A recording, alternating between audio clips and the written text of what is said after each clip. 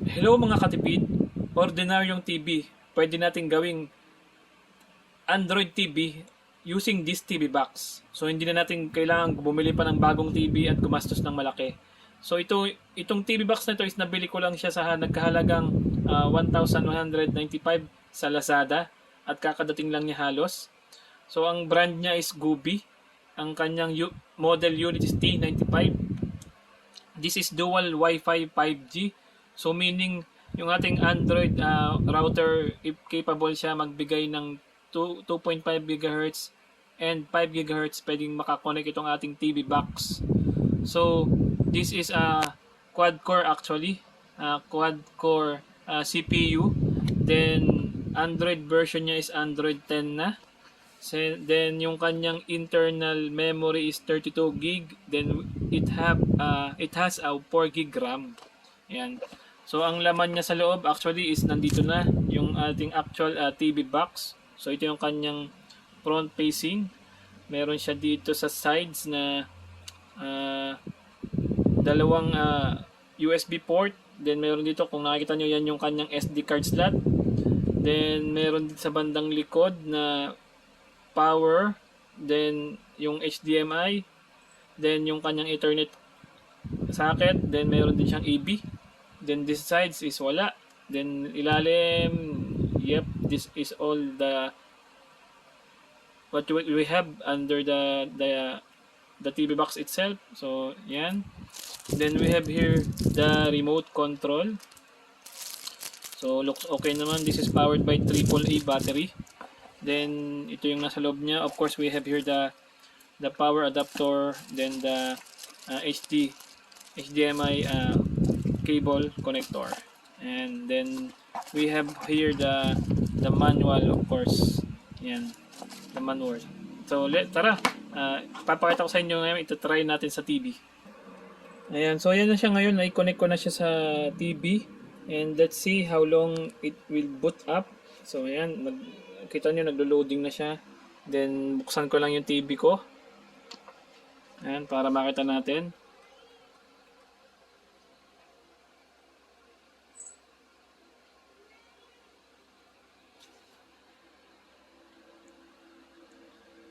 So yan na siya ngayon. Yan yung unang interface niya or design niya. Makita natin, maganda siya.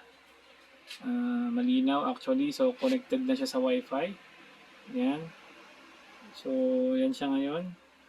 So makita nyo, ito siya ngayon sa gilid ko. Makita nyo ang unit itself or the TV box itself is may time siya.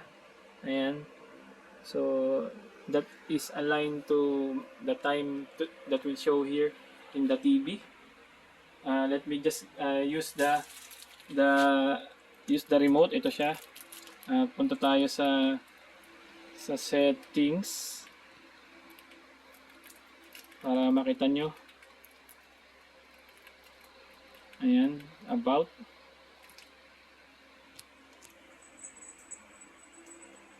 Ayan. So makita natin yung model niya is nakalagay siya as M-box. Then makita natin version is 10, which is correct as nakalagay sa box. Tapos punta naman tayo sa more settings. Then I have here the device preference para mas makita ninyo yung kanyang storage. Puntahan natin. Ayan. So makita natin nakalagay dito is internal storage na is 32 gig. Ayan. So actually mabilis siyang mag-response kasi before ako bumili nito, meron ako nung MXQ Pro na TV box. Pero ang problema, naghahang na kasi medyo matagal mag-reboot. Ayan. So try naman nating mag-open ng YouTube. Ayan. Para makita natin kung gaano siya kabilis mag-response. So ayan. Box. Pero syempre kung response lang ng unit itself, mabilis naman siya mag-response. Then sa pag-open ng YouTube, ayan, so mas mabilis naman siya sa tingin ko compared to my MXQ Pro. Ayan. So mag-open tayo ng isa. So titingnan natin tong si Kapamilya Live. Ayan.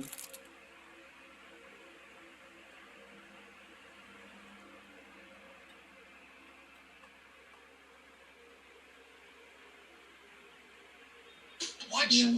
Oh. Actually, malinaw talaga siya. At kung titingnan natin ngayon yung linaw niya, so, ito yung max, ito yung kinukuha niya, 720. Kaya nagkamali sa pagpili sa akin. Sa loob ng 48 hours. Ayan. 720, naka-auto siya pero naka-set siya sa 720 kasi automatic. Pero pwede siyang iset sa 1080p. Try natin. Ayan. Super linaw niya. Maganda, di ba? So, ayan. So, pag inopen natin yung TV box, ito yung kanyang default na naka-install. Hindi ko pa to pinapalitan o wala pa akong ini-install na anything. So makita natin meron tayo ditong Play Store, then meron din tayong Netflix dito. Ayan. So try natin kung mag-o-open lang si Netflix. Ayan.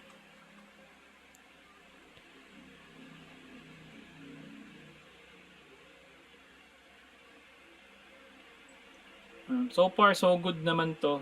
Kaya kung kailangan nyo talagang mag Android TV box, I suggest na ito na lang yung kunin nyo, gantong unit na lang. Kasi kung kukuha kayo ng medyo mura pero hindi naman siya durable, yun lang yun. Siguro depende na rin siguro kasi ang nabili kong MXQ Pro, una lang siya okay, tapos after certain months medyo matagal na siya mag-response. Nahihirapan na rin akong gamitin. Ayan. So, ayan. Okay naman siya sa Netflix. So, makakapanood na tayo. Hindi ko pala nakakonect yung account ko. Ayan. So, ano pa ba? So, mayroon tayong Prime Video here. Ayan, mga default na yan. So, ayan. May Kodi player pa siya. Oh. Para sa mga any format ng video, pwede manood rito. Tapos, dito, pag ito yung pinaka shortcuts niya dito, may mga pwede pa tayong mag-add dito ng mga favorites natin para shortcut. Pwede natin piliin. Ayan, so overall masasabi ko good naman itong TV box na ito. Ayan, so kung na-try niyo na tong TV box na ito or kung mayroon kayong ganito sa bahay, you can share with me your experience. Pero yeah, that's all. So hopefully kung nagbabalak nga kayong bumili ng TV box, pwede nyo i-consider itong TV box na ito. At maganda siya talaga, mabilis mag-response. So, and at the same time pala, i-suggest ko na kung gagamit kayo ng TV box,